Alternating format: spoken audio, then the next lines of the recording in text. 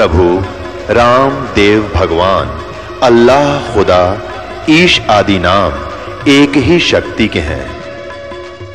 वो कैसा है, कहां है, कैसे मिलता है, किसने देखा है?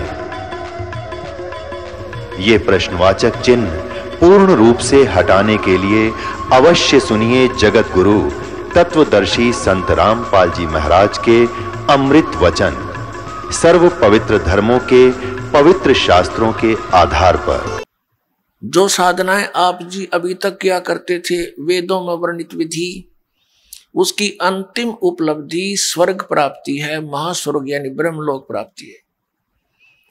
और वहां गए हुए प्राणी भी फिर पुनर्जन्म में आते हैं।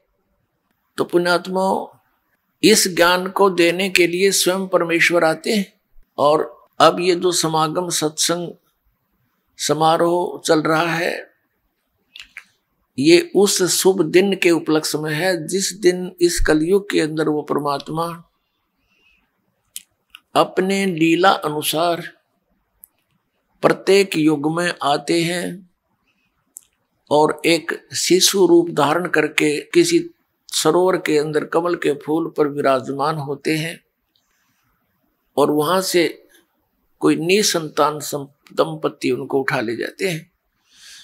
वो चारों युगों में ये लीला करते हैं, क्योंकि काल जैसे कलयुग के बाद में एक प्रलय होगी, सब अस्त व्यस्त हो जाएगा, पूरी पृथ्वी पर पानी ही जल हो जाएगा, ऊंचे स्थल कुछ बच जाएंगे जहां जा करके प्राणी अपनी जान बचाएंगे थोड़े बहुत, और उसके बाद फिर उनके परिवार नष्ट हो जाएंगे, कुछ एक बचेंगे, ना उनके पास कोई इतिहास बचेगा, ना कोई ज्ञान बचेगा, फिर नए सिरे से सृष्टि प्रारंभ होगी। तो इसलिए परमात्मा स्वयं ही आते हैं। उधर से ये काल भगवान भी अपने अज्ञान का प्रचार अपने संतों द्वारा करवाता है, ऋषियों द्वारा कराता है। और तो अपने बच्चों को यथार्थ ज्ञान देने के लिए स्वयं परमात्मा भी आते हैं प्रत्येक युग।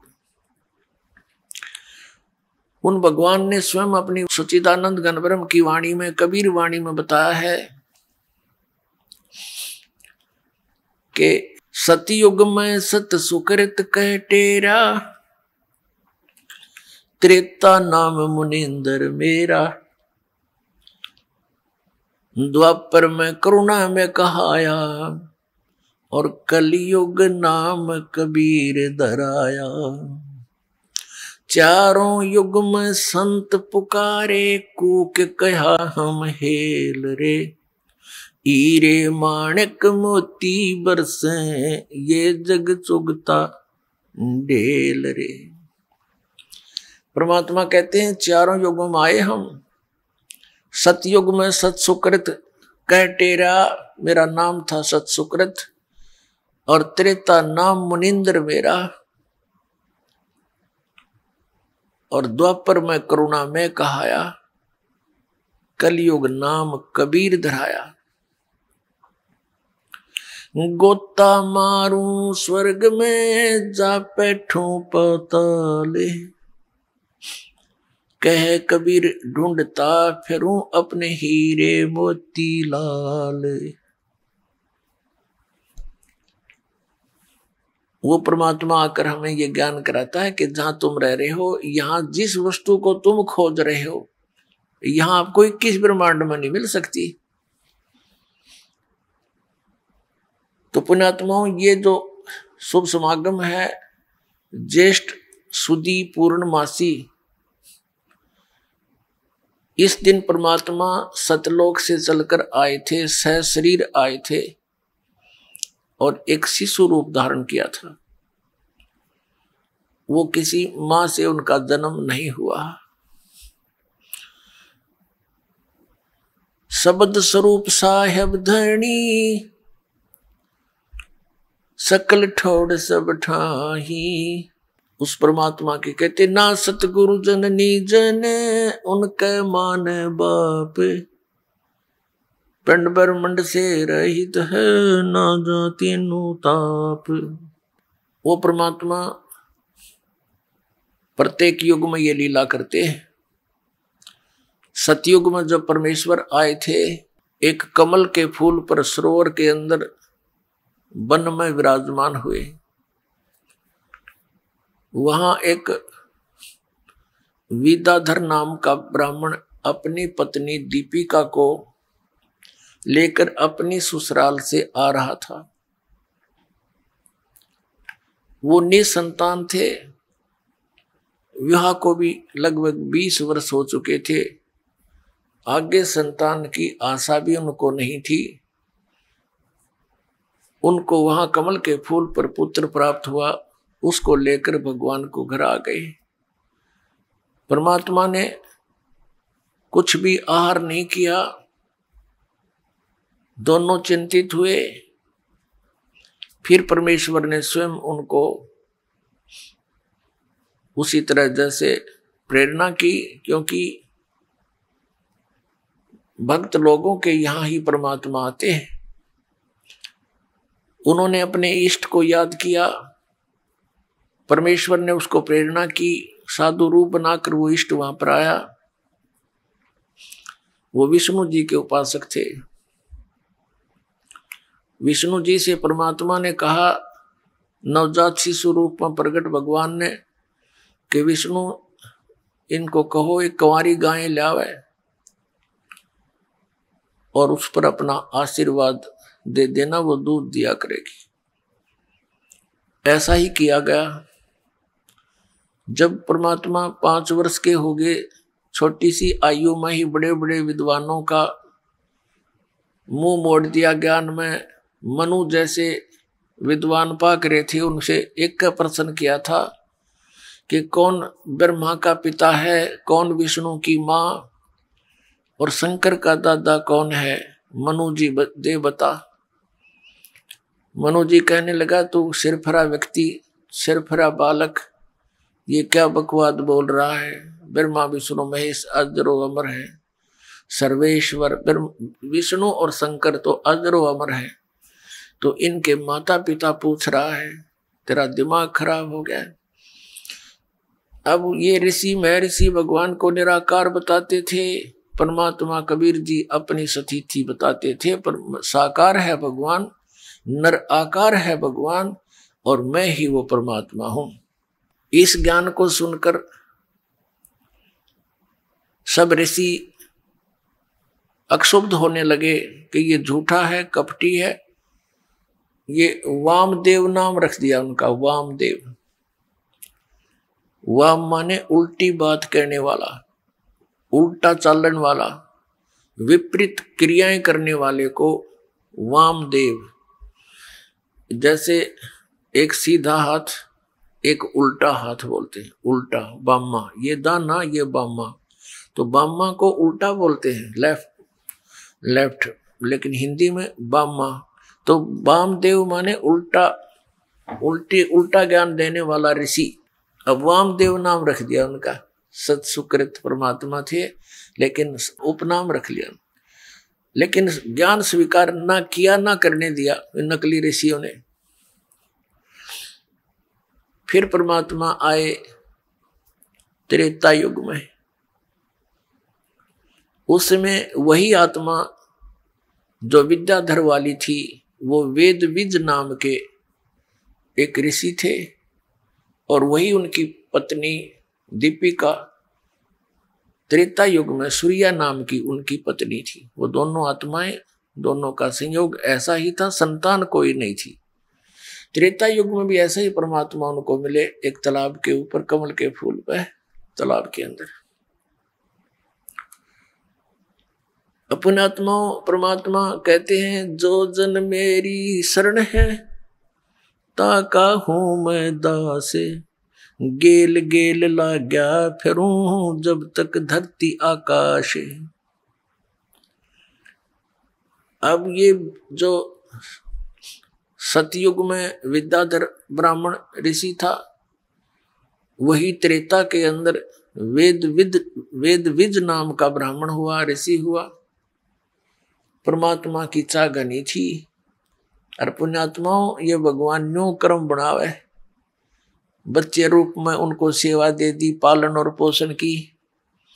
भगवान के ज्ञान को तो उन्होंने माना नहीं, क्योंकि अपने पुत्र की बात ने बहुत कम मान्या कर माता पिता उनको बच्चा जानकर। और वो परमात्मा कहा करते मैं भगवान हूं, मेरी भक्ति करो ब्राह्मणों, वेद विज और सूर्या तुम मेरी भक्ति करो। जब सीधा बोलते थे तो ताड़ देते थे, तू हमारा दादा बन गया, हम तो खुद जगत के गुरु हैं, तू हमारा पुत्र हो करके, यानी पुत्र की तरह प्रवृत्ति करने से वो पुत्र वत ही प्यार करते थे, समझते थे, प्यार भी देते थे, धमकाते और लताड़ते भी थे बच्चे की तरह।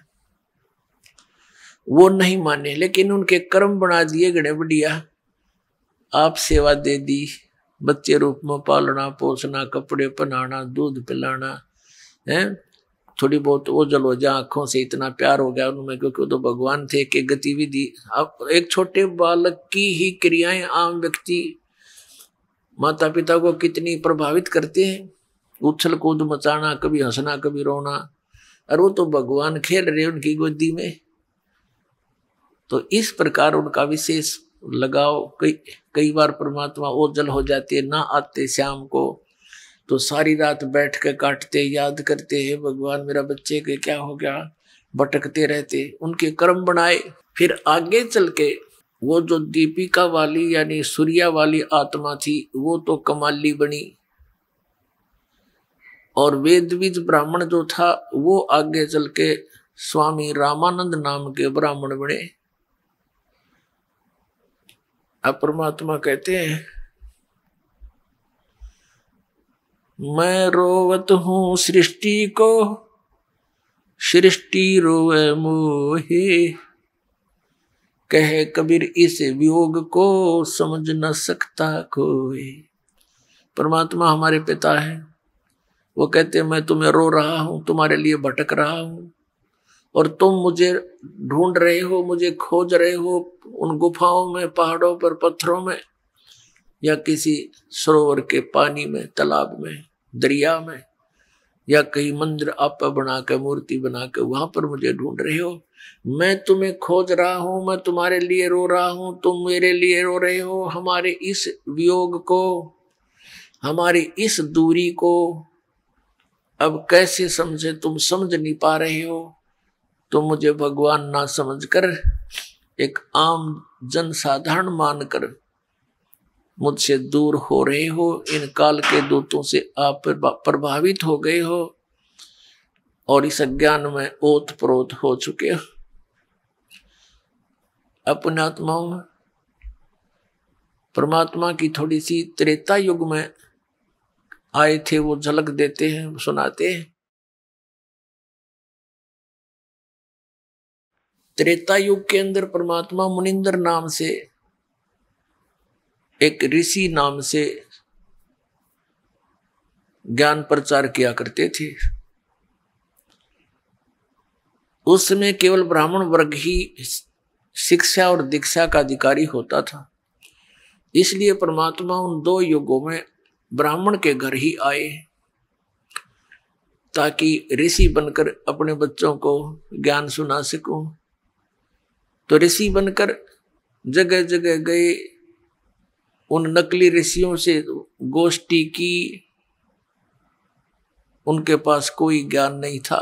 वो ऋषि कहा करते कि प्रारब्ध के कर्म तो भोगने ही पड़ते हैं, जो कर्म में लिखा उसको तो भोग कर ही पूरा किया जाता है, अक्षीण किया जाता है। तो परमात्मा कहा करते यदि आपके प्रारब्ध में कोई आपत्तियां हैं और वो भोगनी ही पड़ेंगी तो भक्ति किस लिए कर रहे हो, परमात्मा को याद किस लिए कर रहे हो, what is the use of worship, इस पूजा की आवश्यकता क्या है तुम्हें। तो वो कहा करते तुम तो उल्टी बात करे सारी, कर्म का भोग तो भोगना ही पड़ता है। एक नल और नील नाम के दो मौसेरे भाई थे, यानी उनकी दोनों की माता बहन थी। माता पिता परलोक सिधार गए थे दोनों ही के, और दोनों अनाथ से होकर के, और ऊपर से दोनों कुछ ऐसा रोग से ग्रस्त थे। उसके लिए वो घर तो कोई रहा नहीं, सोचा भी चल कहीं आश्रमों में रहे, वहां जाकर ऋषि महर्षियों से मिले, उनसे प्रार्थनाएं की कि हम ऐसे ऐसे दुखी हैं। तो पहले तो ऋषि महर्षि उनको कोई जंतर मंत्र, कोई श्लोक या साधना बताते कि आप ऐसे ऐसे भक्ति करो, ऐसे मंत्र करो, उनसे कोई लाभ नहीं होता। तो ये कह देते थे कि ये तुम्हारे प्रारब्ध में लिखा हुआ संकट है बेटा, ये तो भोग कर ही पूरा करना पड़ेगा। लेकिन आत्मा को ये बातें जचती नहीं, ये संतुष्ट नहीं करती, इसलिए वो वहां से कहीं और ट्राई करता है कि शायद वहां मुझे राहत मिल जाए। तो जहां भी ये आत्मा दूसरे स्थान पर गए, उन्होंने पहले तो क्रियाएं बताई, जब उनसे राहत नहीं मिला तो उन्होंने भी यही कथा सुनाई कि प्रारब्ध तो भोगना ही पड़ेगा। तीसरी जगह गए, चौथी जगह गए, फिर कोई कहता है ये 3 ताप के अंतर्गत है। 3 ताप के अंतर्गत कौन आते हैं? जैसे प्रेत बाधा, पितृ बाधा, या कोई देव बाधा, किसी ने जंतर मंत्र कर दिया हो, किसी ने श्राप दे दिया हो, तो ये भी कहते हैं ये नहीं कट सकते इन मंत्रों से। पहले तो मंत्र देते नहीं कटते थे, तो कहते तुम्हारे ये 3 ताप के संकट भी नहीं कट सकते, ये भोगने ही पड़ेंगे, तुमने कर्म ही ऐसे किए हैं। लास्ट में ये कह देते। ऐसे ही वो भटकते भटकते एक दिन परमेश्वर मुनिंदर नाम में आए हुए वो परमात्मा सत्संग कर रहे थे। अब वो दोनों हताश तो हो ही चुके थे, लेकिन आत्मा हार नहीं मानती। उसको मालूम है कि कोई शक्ति है जो दुखी को सुखी करती है, वो है कोई मालिक, कोई परमात्मा है। वो दोनों उनके सत्संग में आ गए और ऋषियों के पास तो बैठे बहुत गणे, वहां बैठे थोड़े से, क्योंकि वो खरी खरी साची के हैं, बाकी सब ज्ञान उल्टा दे रहे थे। तो वहां 50-100 व्यक्ति विद्वान थे। नल और नील भी वहां जाकर बैठ गए, सत्संग सुना।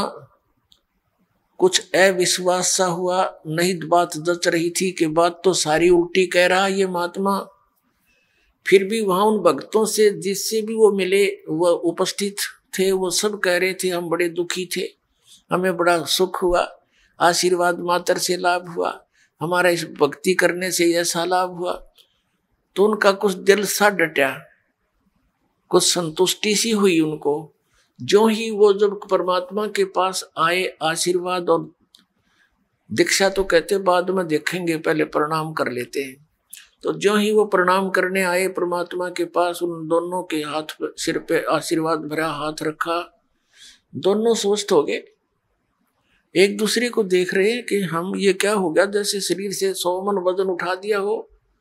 दोनों चरणों में गिर गए, फूट फूट कर रोते रहे, ए भगवान हमें नहीं मालूम था पर परमात्मा पृथ्वी पर आए हुए हैं, हम बहुत भटक लिए थे, हमने सब जगह जंतर मंत्र जिसने जो बताया भगवान कर लिए थे, हमें कोई राहत नहीं मिला। हमने तो आत्मघात करने की सोच ली थी कि यदि कुछ दिन में राहत नहीं मिली तो ये जीवन नरक बन गया है। हे भगवान बड़ी दया करी आपने। परमात्मा ने कहा बेटा ये तो फर्स्ट एड है, आपके जीवन में ना जाना कितने और दुख हैं, इसके लिए मैं भक्ति बताऊंगा, वो मंत्र तुमने करने पड़ेंगे। कदे नो सोचो केवल छू मंत्र ते सारे काम हो जाएंगे, ये तो इसलिए बताया है कि हम समर्थ हैं। ये केवल आपको एक ये ट्रायल दी है, अपना एक सैंपल दिखाया है कि हम क्या है। कहने लगे महाराज मैं उपदेश दे दो, हम आपके दास है। दोनों को दीक्षा दे दी, भक्ति करो बेटा, ये मंत्र जाप करो, करते रहे। अब वो बड़े दुखी थे, एकदम सुखी हुए तो बड़ी तो खुशी का कोई ठिकाना रहा नहीं। और परमात्मा जो भी उनको सेवा के लिए, जैसे सामूहिक तौर पर सत्संग में बताया जाता है कि आप सत्संग में आते हो तो यहाँ एक बाबूजी बनकर नहीं आवे, यहाँ एक दास बनकर आवे। एक जैसे हॉस्पिटल में रोगी जाता है, चाहे वो कितना बड़ा अधिकारी हो, कितना बड़ा धनवान हो, जब उसको ये पता लग जाता है कि तेरी जांच में कोई गड़बड़ हो चुकी है और तेरा शरीर ठीक नहीं है, और उसको डॉक्टर के पास जाता है, डॉक्टर कहता है कि जाओ ये जांच कराओ, तो उसने उस पल की इंतजार रहती है जांच में के आवेगा। उस समय वो भूल जाता है मैं क्या हूं, मैं कोई अधिकारी हूं या सेठ हूं। उस समय वो अपने को रोगी मानता है। ऐसा भाव आपका सत्संग में रहना चाहिए। यहां ऐसे रहने से क्या लाभ होगा? कबीर परमेश्वर की अमर वाणी है और इनकी अमर वाणी फाइनल है, जो ने कह दिया वो सत्य है।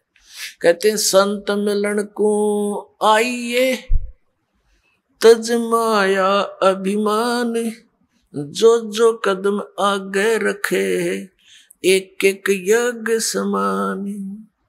संत मिलन को चालिए और तज माया अभिमान, और जो जो कदम आगे रखे सो सो यज्ञ समान। अब देखो एक यज्ञ में कितना पैसा लगता है, और ये यज्ञ फ्री में होगा जब इस विधि से आप सत्संग में आओगे।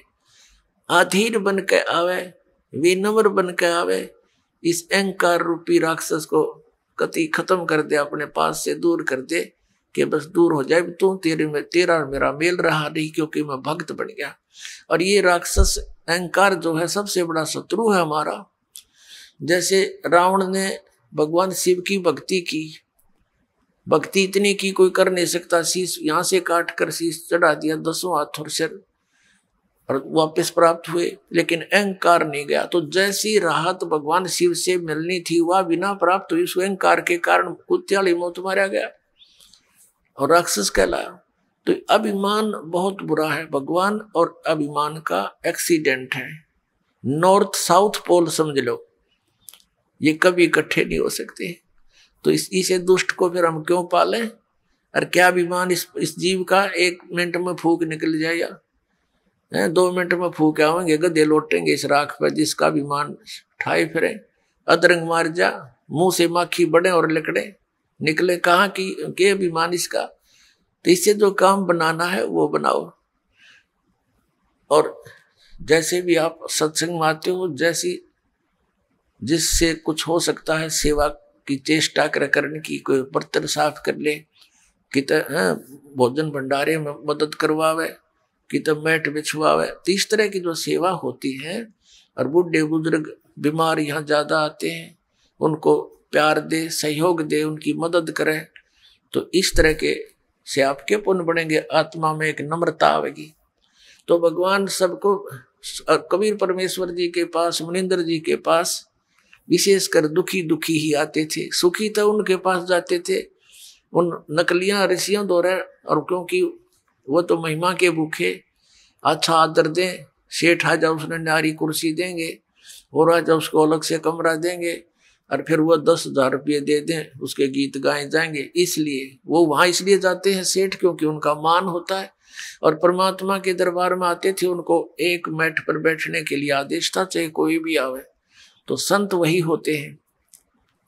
और वहां कोई आदर सत्कार नहीं था किसी का, और अनादर भी नहीं था किसी का, क्योंकि वहां विद्यार्थी टाइप में भगत होते हैं, और टीचर जो है वो आध्यात्मिक गुरु जो होता है वो आध्यात्मिक टीचर होता है। तो इस प्रकार अब उन अपने आत्माओं जो ये कहते हैं कि भी प्रारब्ध के कर्म में लिखा हुआ, भाग में लिखा हुआ दुख ये तो भोगना पड़ेगा, पाप कर्म का दंड है। और फिर वो कहते हैं भगवान का मंत्र ले ले, जाप करा करिए, भक्ति करे, आगे सुखी हो जाएगा।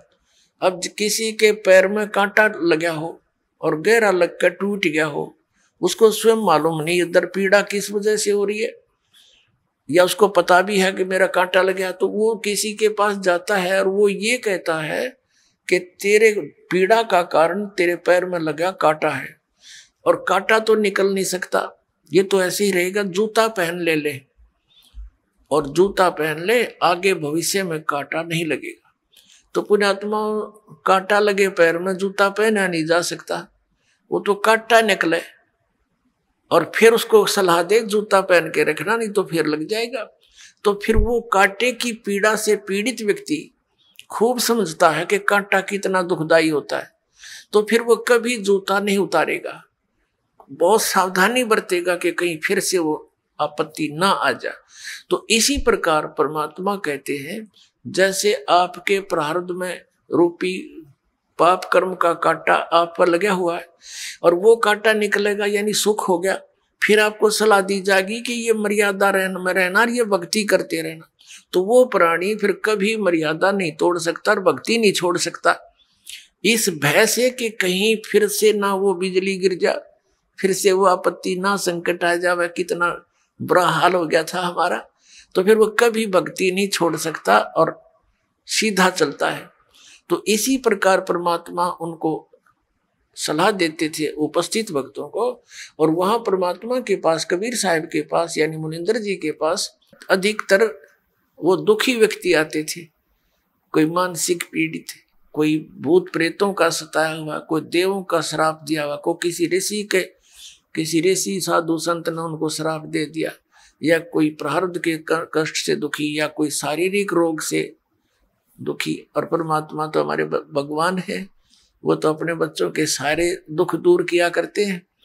तो वहां वृद्ध अवस्था ज्यादा बीमार सिमार आते थे, तो भगवान सलाह दिया करते थे, भाई बूढ़े बुजुर्ग रोगी का की मदद करनी चाहिए, नफरत नहीं करे।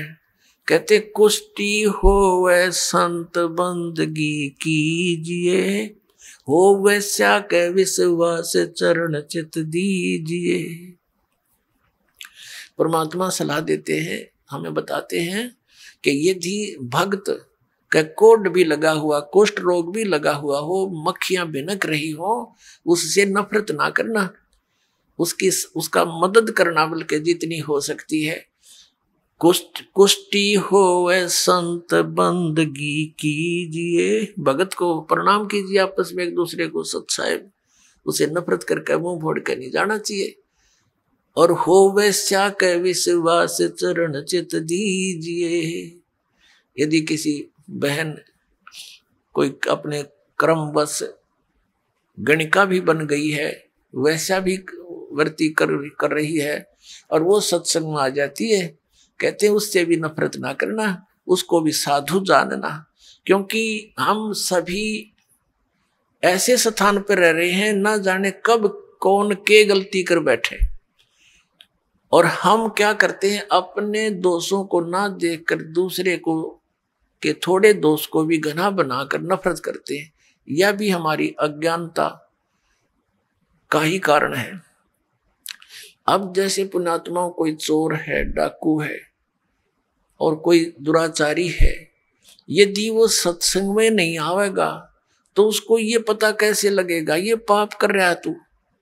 जिस कर्म जिस क्षेत्र में वो रहता है, वो वहां उस माहौल में तो फंसा हुआ है, उसी से तो बिगड़ता ही जा रहा है।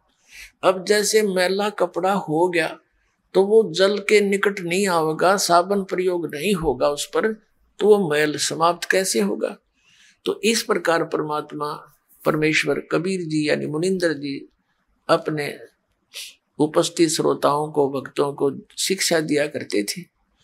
अब नल और नील तो बड़े संकट से गुजरे थे, पहाड़ टूटा हुआ था दुखों का, 30-30 वर्ष के हो गए थे और बचपन से ही दुखी थे। और जिसने सुसाइड तक की सोच रखी और वो व्यक्ति इतना सुखी हो जाए तो वो ठीक है, हमारी बुद्धि इतना काम तो नहीं करती कि उन्हें भगवान मान ले, लेकिन भगवान से कम भी नहीं मान सकता वो व्यक्ति जब थोड़ा सा भी उसके अंदर इंसानियत होगी तो वो तो एक महान आत्मा थे नल नील। उस दिन से वो बहुत सत्संग में सेवा करने लगे। बूढ़े बुजुर्गों के कपड़े, रोगियों के, अपाहिजों के कपड़े ले जावें, लाओ जी मैं धो लाऊंगा, उनके कपड़े धोवें, बर्तन साफ करें, उनको आराम से बैठावें, नुहावें, यानी इस तरह वो सेवा करने लगे जो परमात्मा मुनिंदर जी के आश्रम में जो आया करते थे। लेकिन वो फिर भी एक सीधे साधे थे, भोले से दिमाग के थे। वो क्या करते, सत्संग में जो चर्चा होती, ज्ञान सुनते भगवान के मुख से, तो कपड़े धोने जाते या बर्तन साफ करने जाते, दरिया के किनारे सत्संग होया करते थे, आश्रम होते थे ऋषियों के।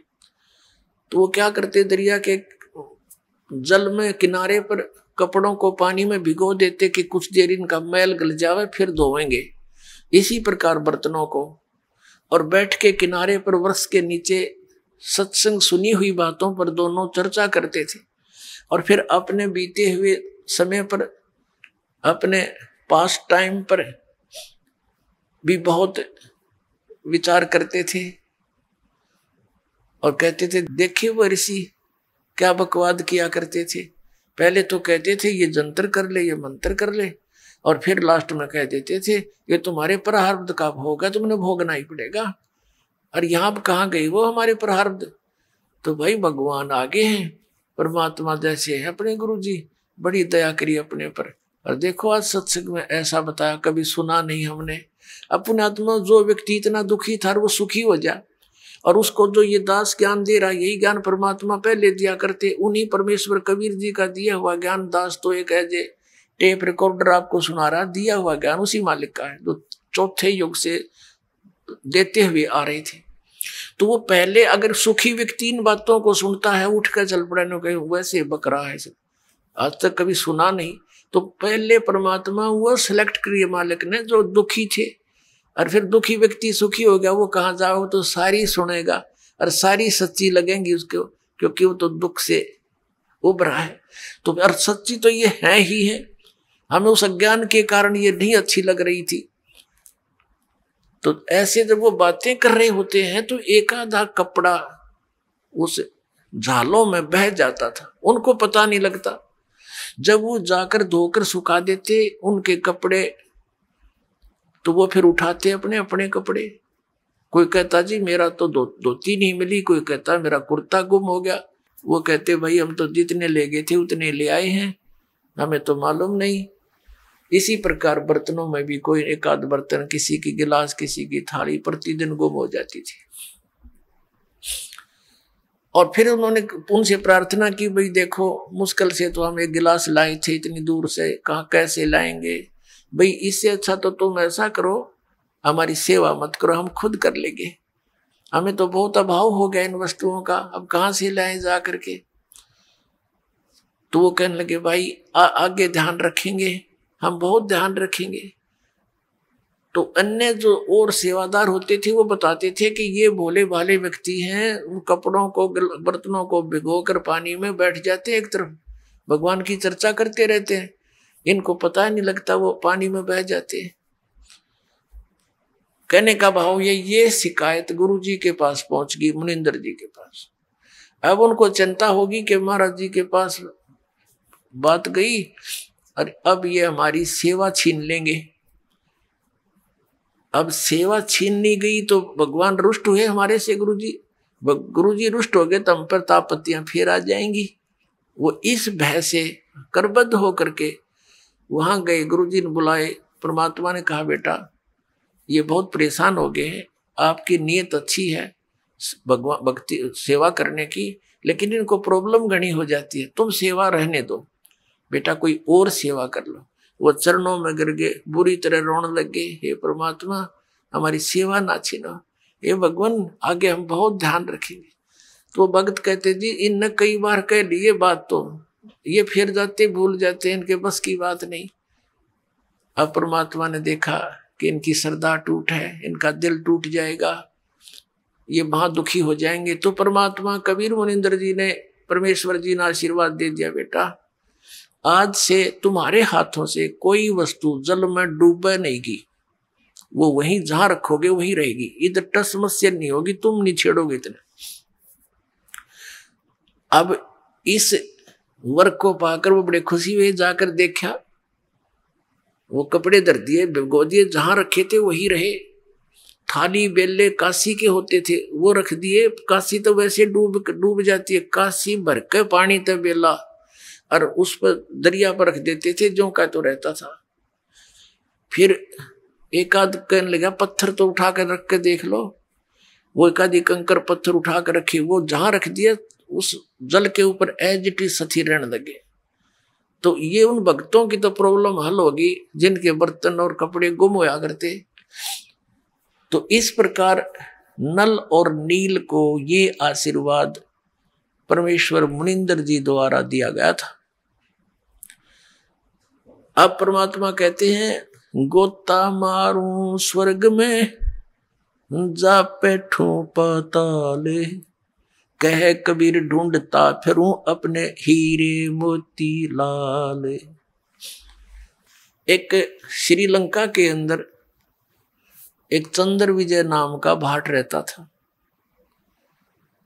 उसके घर के वो कुल टोटल 16 सदस्य थे उसके घर में, पुत्र वधू पुत्र पुत्रियां सब मिलकर 16 सदस्य थे। अपने आत्माओं, एक पिता एक माता अपने बच्चों के लिए कितनी दुखी होती है। एक भी कष्ट में कोई बालक हो जावे, चिंता में नींद नहीं आती। और हम जिस पिता के संतान हैं, पूरी पृथ्वी पूरा विश्व पूरे ब्रह्मांड चींटी से लेकर हाथी तक, हम सभी उस कबीर भगवान के उस अमर पुरुष के बच्चे हैं। अब हम यहाँ कितने दुखी हैं। आप तो बालक हो, पता नहीं बालक का चाहे कितना चोट लगी रहो, वो उसको कष्ट नहीं मानता, रोता अवश्य है, और फिर भी गलती करने में पीछा नहीं देखता, क्योंकि उसको ज्ञान इतना ही है। तो वो परमात्मा कितना दयालु है। अपनी प्यारी आत्माओं को शरण में लेने के लिए उस चंद्र विजय भाट के घर से थोड़ी सी दूर पर रास्ते में, जिधर वो सुबह सुबह फ्रेश होने के लिए जाता था, वहां एक पेड़ के नीचे बैठ गए भगवान। और भगत आत्मा के एक विशेष एक साधु रूप बनाकर बैठ गए। ऋषि रूप में थे ही, रहते ही थे। और पुण्यात्मा जो होती हैं भगवान को चाहने वाली, उनके लिए भगवान ने कहा कि साधु दर्शन राम का, और मुख पर बसे सुहाग, दर्श उन्हीं को होत हैं जिनके पूर्ण भाग। कबीरा दर्शन संत के, परमात्मा आवे याद, और वो है लेखे में वाहे घड़ी, बाकी का समय बाद व्यर्थ। अब संत ऋषि के दर्शन हुए। चंद्र विजय भाट ने प्रणाम किया, हे महाराज बड़ा सौभाग्य, आज मेरा सुबह सुबह महात्मा के दर्शन हुए। हे भगवान, तो प्रणाम करके पहले तो चला गया, घूम फिर के आया। आते समय कहने लगा, भगवान दास की कुटिया यहीं पर है, दर्शन दो दाता। अब वो तो गए इसीलिए थे।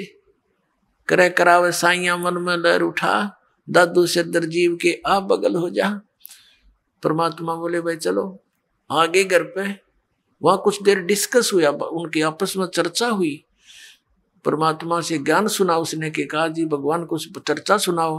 तो परमात्मा ने सारी कथा कहानी का सृष्टि रचना सुनाई, काफी ज्ञान दिया।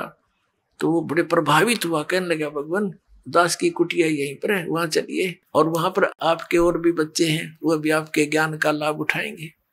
परमात्मा तो गए उसी उद्देश्य से, घर चले गए, आसन दिया, अलग से बिठाया मालिक को, सोच कपड़े बिछा के, और फिर सत्संग सुनाया। अब उस समय तो केवल एक व्यक्ति ने नाम लिया, चंद्र विजय ने। बाकी इस परिवार कहने लगा, नहीं हमें अच्छा नहीं लगता इनकी ये बातें, ये तो शंकर भगवान से भी ऊपर बताते हैं। क्योंकि श्रीलंका का राजा रावण जो है, भगवान शंकर से अतिरिक्त किसी की पूजा ना करता था, तो उसको देखा देखी पूरा श्रीलंका भी शिव का ही पुजारी हो गया था। तो इस बात को पहले स्वीकार नहीं हुआ। फिर वो चले गए भगवान वहां से।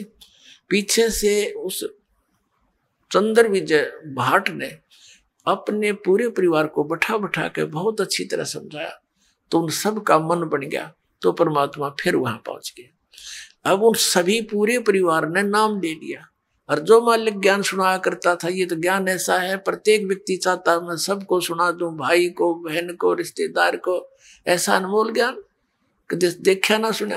अपनात्मा वो चंद्र विजय भाट जो था, वो रावण के पास जाता था, उसको चुटकले चटकले सुना के, उनकी महिमा मुहिमा गा के, और ये भाट लोग उनका एक मनोरंजन कराया करते थे। और उधर से उसकी पत्नी जो थी, वो कर्मवती नाम था उसका, वो जाती थी रावण की पत्नी मंदोदरी के पास, वो उसको चुटकले सुनाती थी, अच्छे बुंडे। इस मन की आदत है, ये राम की कथा कम और काम की कथा ज्यादा सुनना चाहता है, सेक्स की। तो पहले तो वो बकवाद सुनाया करती थी, पता नहीं के मंदोदरी भी हंसा करती, दांदरे काटा करती हैं, चुटकुले सुन सुन के। तो फिर जब उस कर्मवती को, चंद्र विजय भाट की पत्नी को, उस बेटी बहन को मालिक का ज्ञान हुआ, सब बकवाद छूट गई। कहते हैं भवन चतुर्दश ढूंढियो परम स्नेही साथ, जिन मिलते हैं सुख उपजय, मिटते कोट उपहाद। ये बकवाद मिट जाती है सारी जीव की। तो वहां अब वो कर्मवती पहले तो बकवाद सुनाया करती, फिर मंदोदरी ने जब टाइम होता उसको बैठा लेती कि महारानी हमारे घर पे महाराज आते हैं हमारे गुरुजी, उन्हें बहुत अच्छा ज्ञान सुना है, आपकी आज्ञा हो तो सुनाऊं कथा। अक सुनाओ। मंदोदरी भगवान को चाहने वाली थी, तो वो मंदोदरी को जो कथाएं सुनाई परमात्मा से सुने हुए ज्ञान की, मंदोदरी कहने लगी कि कर्मवती तू तो बड़ी मुंह फाड़ थी, तेरी इस पात्र में नरा गोबर भरा था, गंध उगला करती थी, ये अमृत किसने डाल दिया? तू ये ऐसी ऐसी बातें कहाँ से सुन आई, तू मैंने कभी देखी ना सुनी। तो उसने बताया कि हमारे गुरु जी आते हैं, उन्होंने हमें ये ज्ञान दिया मंदोदरी। तो मंदोदरी बहुत प्रभावित हुई कि इसे संत के, ऋषि के दर्शन करने चाहिए। उसने कहा मंदोदरी इब कह तेरे गुरु जी आओ ना, तो मेरे पास बुला के ले गए। अब परमात्मा फिर गए तो उस चंद्र विजय की पत्नी ने कहा प्रभु हमारी रानी आपको याद करती है, मैंने आपके द्वारा सुना हुआ ज्ञान उनको सुनाया, बड़ी प्रभावित हुई और उन्होंने कहा कि अपने गुरु जी को यहाँ बुला के लाना। परमात्मा ने कहा बेटा हम किसी राजा के घर नहीं जाते, उनको गरज पड़े तो यहाँ आ जाएगी, साधु संत नहीं जाया करते किसी राजा या किसी व्यक्ति, ऐसे व्यक्ति के घर, जब तक वो हमारे विचारों से परिचित नहीं होते। अब वो कर्मवती फंस गई धर्म संकट में कि यदि मैं मेरे गुरुजी नहीं गए तो वह हमने सजा दिवा दे मनमाना मंदोदरी, परमात्मा अंतर्यामी जान गए। अब बेटी तो बहुत दुखी होगी। उसने कहा बेटा ऐसे कहना उसको कि देखो ऋषि महर्षियों को, संतों को बाई ऑर्डर नहीं बुलाया करते, अब बाई ऑर्डर बुलाने से वो आ भी गए, रजा नहीं बख्शेंगे तो लाभ क्या होगा? तो साधु संतों के पास जाने से बहुत लाभ होता है, स्वयं जाना चाहिए। तो मंदोदरी ने को जाकर के उसने कहा रानी मैंने अर्ज करी थी गुरुदेव से, उन्होंने मना कर दिया आपके यहाँ आने से और कहा कि देखो साधु संतों को आदेश से नहीं बुलाना चाहिए, उनके चरणों में जाना चाहिए, लाभ उठाना है। और यदि बाई ऑर्डर बुला भी लिया तो लाभ नहीं देंगे। मंदोदरी कहने लगी बहन ठीक है मैं चलती हूँ। अब के तेरे गुरु जी आओ तो मुझे मिलाना। परमात्मा फिर गए, ये तो भटक रहे हैं एक आत्मा को अपनी शरण में लेने के लिए, सुखी करने के लिए। यहाँ भी सुखी करेंगे आपको और यहाँ से चलोगे जब देखना सतलोक में ले जाएंगे, वहां तो कहना है क्या कितना सुख देंगे। अब क्या हुआ, मंदोदरी चली गई, परमात्मा के दर्शन किए, देखते ही आत्मा खिंच गई। पुण्यात्मा थी, पिछली संस्कारी थी, परमात्मा की बच्ची, बहुत ज्यादा प्रभावित हुई मालिक के वचनों से और कहा परमेश्वर मुझे नाम दे दो। परमात्मा ने दीक्षा दी थी। अब मंदोदरी ने जो ज्ञान सुना था उसने चाहा कि अपने पति को समझा दूं, जो नरे बकरे खावे, नरे झोटे खावे, मांस खावे, दारू पीवे और भगत कवावे ब्राह्मण, इसने तो कर्म बिगाड़ दिए। क्यों? ज्ञान से ज्ञान हुआ, भगवान के तत्व ज्ञान से। तो मंदोदरी ने चेष्टा की समझाने की अपने पति रावण को कि आप जो साधना कर रहे हो ये तमोगुण भगवान शिव हैं, ये पूर्ण परमात्मा नहीं है। अब वो इस बात से दुखी हो गया कि मंदोदरी तू ऐसी बातें मत कर, मैंने भगवान शंकर के यहाँ से शीश काट कर चढ़ा दिए, इन्होंने मेरा वापस शीश दे दिया और मेरे को कितना धन दे दिया, सिद्धि दे दी, इतनी मेरे को 1 लाख पुत्र व्रत दे दिए और मेरा पुत्र मेघनाद ऐसा है ऊपर चला गया, इंद्र को भी जीत लिया, हर मैं एक भिखारी के आगे हाथ जोड़ूंगा जाके। मंदोदरी ने बहुत समझाया कि रावण गलत बोल रहे हो आपने इस संत की लीला महिमा से अपरिचित नहीं हो, इस कर कैसे बोल रहे हो। तो आखिर में रावण ने ये कह दिया कि मेरे को आगे से ये मत कहना, मैं तुझे मना नहीं करता, तू कितना दान कर, धर्म कर, किसी गुरु से उपदेश रख। अब कहते हैं लड़की अपने पति को हमेशा जीवित देखना चाहती है। उधर से क्या हुआ कि कुछ दिनों के बाद जैसे विष्णु अवतार श्री रामचंद्र जी राजा दशरथ के घर जन्मे थे, विवाह हुआ सीता जी के साथ। विवाह होने के कुछ समय उपरांत उनका वनवास हुआ। वो वन में अपना समय व्यतीत कर रहे थे, वहां से सीता जी का अपहरण कर ले गया रावण। अब परमात्मा ने, कबीर परमेश्वर जी यानी मुनिंदर जी ने मंदोदरी को समझाया, बेटी इसने तो अपनी सात मोल ले ली, इसने अपना जो ना मौत ले आई वो अपनी, और कह दे इसको, इसने भाई इज्जत वापस दे दे इसको, सिंपल वो मैं ना समझे, ये देवी है और देवी को सताना महापाप है, इसको वापस पहुंचा दे, तेरा उसकी इसी में खैर है। वैसे तो पत्नी औरत वैसे ही देखकर राजी नहीं होती किसी दूसरी औरत को, फिर भी उसने जब ये पता चला कि मेरे पति की जान संकट में आवेगी, क्योंकि संत जो कहते वो सत मानती थी, ये महापुरुष हैं, झूठ नहीं बोलते, इन्हें क्या लेना देना है, ये कोई रामचंद्र से मिले नहीं या किसी और को जानते नहीं, सिर्फ सच्चाई बता रहे हैं। वह बहुत प्रभावित हुई, रावण को समझाने की बहुत चेष्टा की तो नहीं माना। कुछ दिनों के बाद क्या होता है, बीच में एक प्रकरण रह गया। अब रावण तो सुने नहीं था, और यू ज्ञान ऐसा है आदमी हजम कर नहीं सकता अकेला। जो यू ज्ञान आपको सुनेगा, दास बता रहा, भगवान का दिया हुआ कबीर साहब का, तो उसकी ये नीयत रहती है बताऊं जरूर किसी से, चाहे कोई सुने चाहे ना सुना। तो रावण ने सुनना बंद कर दिया। उसका देवर था विभीषण, मंदोदरी उसको लगी समझाने। तो वो पहले तो दोनों भाई बैठे थे, रावण को समझावा थी, रावण नहीं माना तो विभीषण कहने लगा, मन में मुझे बता तू ये बात, मन तो बहुत अच्छी लगे, ये आपकी पहली बार सुन रहा हूं लेकिन फिर भी हृदय में समाती है। तो मंदोदरी ने उनको खूब समझाया, फिर कहा कि फिर अब क्या बने, कि दीक्षा ले, अब नाम ले गुरु जी से, कि चल नाम दिलवा मेरे को। मंदोदरी अपने देवर को लेगी और नाम दिलवाया परमात्मा थे। अब उस ज्ञान से वो विभीषण भी परिपूर्ण हो गया। अब क्या होता है, रावण नहीं मान रहा था सीता को लौटाने का,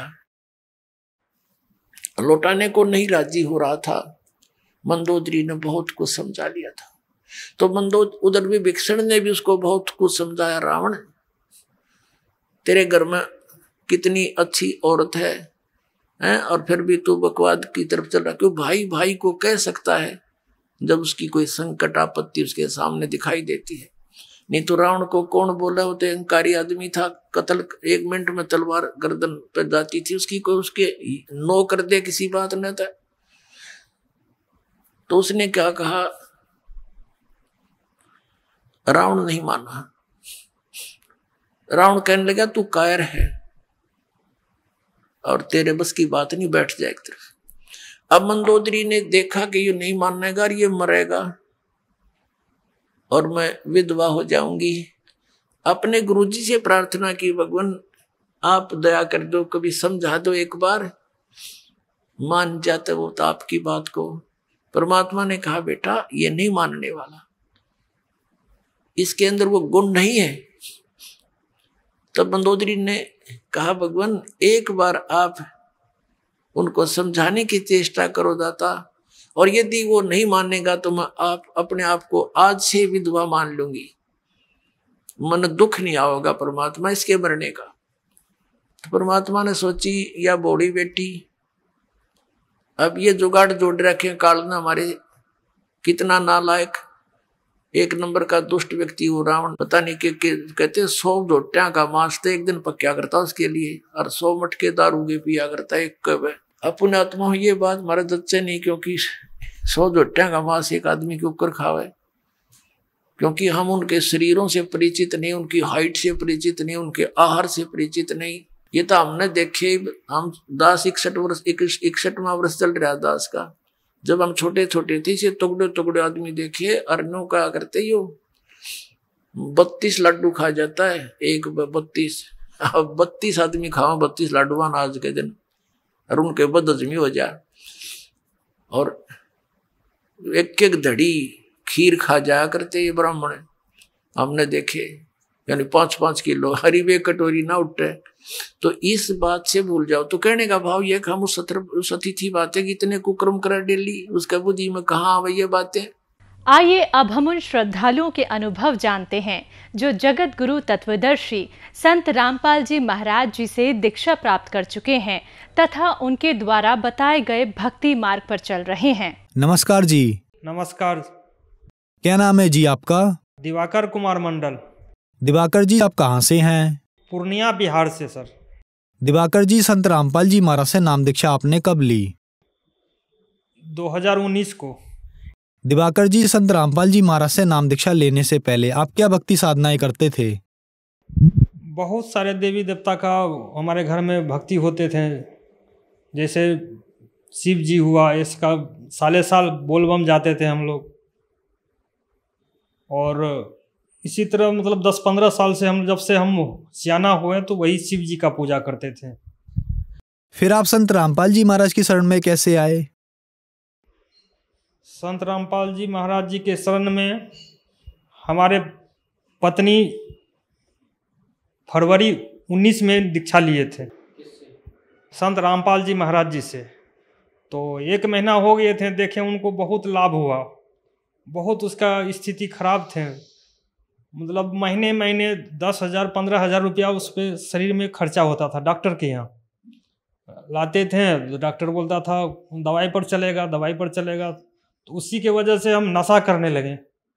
नशा करते करते लगभग 10 साल हो गया था। 10 साल से हम इसी तरह करते थे, परेशान हो गए थे। तो बस जब हमारी पत्नी संत रामपाल जी महाराज जी के शरण में आए तो बहुत लाभ हुआ। 1 महीना में ही लाभ हो गया। तो 1 महीना के अंदर हम भी नाम दीक्षा ले लिए संत रामपाल जी महाराज जी से। दिवाकर जी, संत रामपाल जी महाराज से नाम दीक्षा लेने के बाद आपको क्या क्या लाभ मिले? पहला लाभ तो मेरा सारा शराब छूट गया। फर्स्ट में तो शराब पीते ही थे, महुआ शराब पीते थे, इंग्लिश शराब पीते थे, उस ऊपर से गांजा भी पी लेते थे, खैनी बीड़ी सिगरेट ये सारे नशा करते थे। दिन मतलब 24 घंटा में 18 घंटा नशा में ही रहते थे, 6 घंटा सोते थे, बस उठते थे, फिर भोरे भोर उठ के शराब पी लेते थे, खैनी खा लेते थे, सिगरेट पी लेते थे, यही सब करते थे। हमारी पत्नी जो तबीयत खराब रहती थी, इसी वजह से हम नशा करने लगे थे।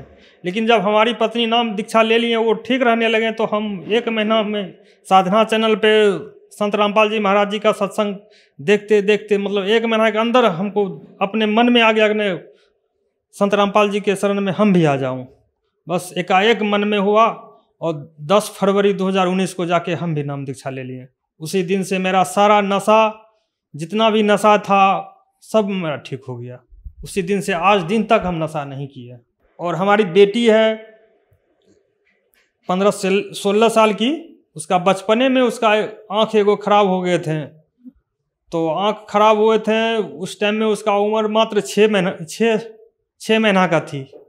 और डॉक्टर के यहाँ ले गए पहले कटिहार में, बोला कि इसमें कचरा फंसा है, सुइया उइया दिया, दवाई ववाई दिया, बोला ले जाइए ठीक हो जाएगा। फिर 3-4 दिन घर में लाए, नहीं ठीक हुआ और बच्चा बहुत रोते थे, रोते रोते परेशान थे, उसके पाछे हम लोग भी परेशान थे। तो फिर डॉक्टर के यहाँ ले गए कटिहार, तो डॉक्टर रेफ़र कर दिया पटना ले जाइए। पटना जब गए तो बोला कि नहीं यहाँ नहीं ठीक होगा, इसको दिल्ली ले जाइए। फिर हम लोगों के पास उतना पैसा नहीं था दिल्ली जाने के लिए, फिर वापस घर आ गए। तो उस टाइम में संत रामपाल जी के महाराज जी के शरण में नहीं आए थे हम लोग, तो झाड़ा फूका लगवा दिए बेटी को आके यहाँ घर में। तो झाड़ा फूका लगवाने के बाद रात में झाड़ा फूका लगवाए, फिर सुबह चले गए लाहौर जाने के बाद डॉक्टर चेक उक किया, तो एगो दवाई एगो दिया, तो आँख में तो आँख तुरंत ठीक साफ़ हो गया। तो साफ़ हो गया तो बोला कि आँख में कचरा फंसा हुआ है। तो हम लोग सोचे हो सकता है, तो फिर चेक मतलब दवाई लेके आ गए घर, बोला कि 1 महीना के बाद आना है। तो आँख ठीक हो गया दवाई देने के बाद, तो घायल हम फिर जाएंगे, नहीं गए, बच्चा था, हम सोचे ठीक हो गया।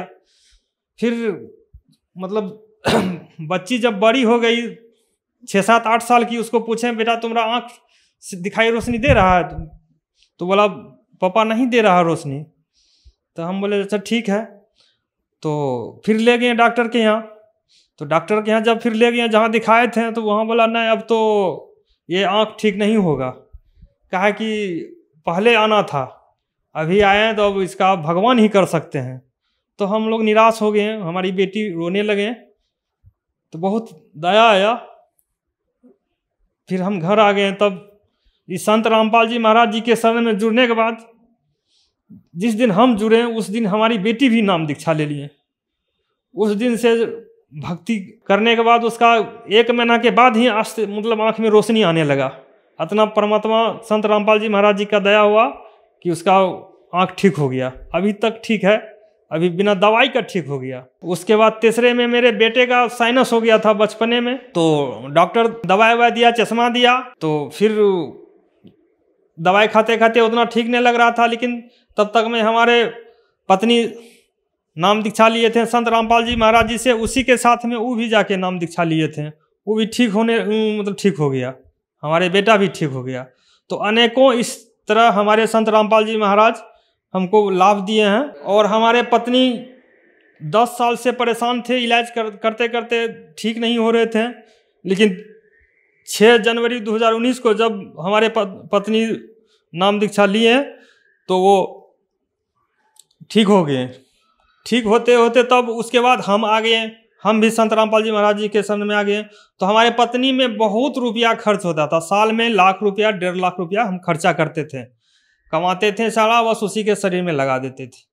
और उसके चलते हम घर द्वार भी नहीं बना सकते थे, बहुत परेशान थे। लेकिन संत रामपाल जी महाराज जी के शरण में आने से वो इतना हमको दया किए कि सारा घर का रोग ठीक कर दिए। किसी को रोगी नहीं है हमारे घर में। अभी हम जॉब में हैं शिक्षा विभाग में, तो लोन मिला था हमको, सरकारी लोन लिए थे घर बनाने के लिए, 6 लाख लोन दिया था। अभी 3 साल हो गया है लोन कटा हुआ। इधर 6 महीना पहले 6 महीना का लोन माफ, मतलब जब गए बैंक में कि सर मेरा लोन नहीं काटे, पैसा मेरा बैंक में खाता में रखा हुआ है, काहे नहीं काटे? मतलब आपका पैसा कट गया। तो हम बोले सर पैसा तो हम नहीं निकाले, कैसे कट गया? नहीं काटे हैं? कैसे नहीं कट गया, पैसा आपका हो गया, पैसा आप उठा सकते हैं। तो संत रामपाल जी की महाराज जी के दया से हमको 6 महीना का लोन भी माफ़ करवा दिए, बाद में तो पैसा हम निकाल लिए। दिवाकर जी, संत रामपाल जी महाराज की शरण में आने के बाद आपको बहुत सारे लाभ मिले और संत रामपाल जी महाराज से नाम दीक्षा लेने के बाद आपका नशा छूट गया। तो जो दर्शक आज आपको टीवी पर देख रहे हैं और बहुत सारे ऐसे लोग हैं जो नशा छोड़ना चाहते हैं, नशा नहीं छोड़ पा रहे हैं, उनके लिए आप क्या कहना चाहेंगे?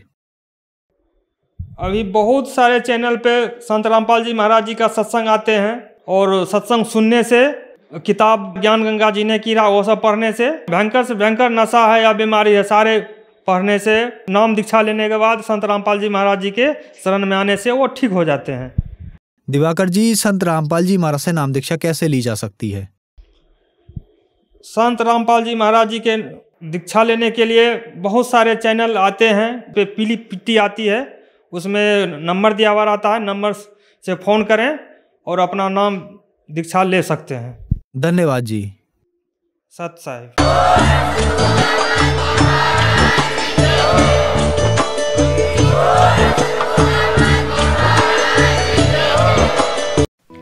आप सुन रहे थे जगत गुरु तत्वदर्शी संत रामपाल जी महाराज के मंगल प्रवचन। अधिक जानकारी के लिए संपर्क करें।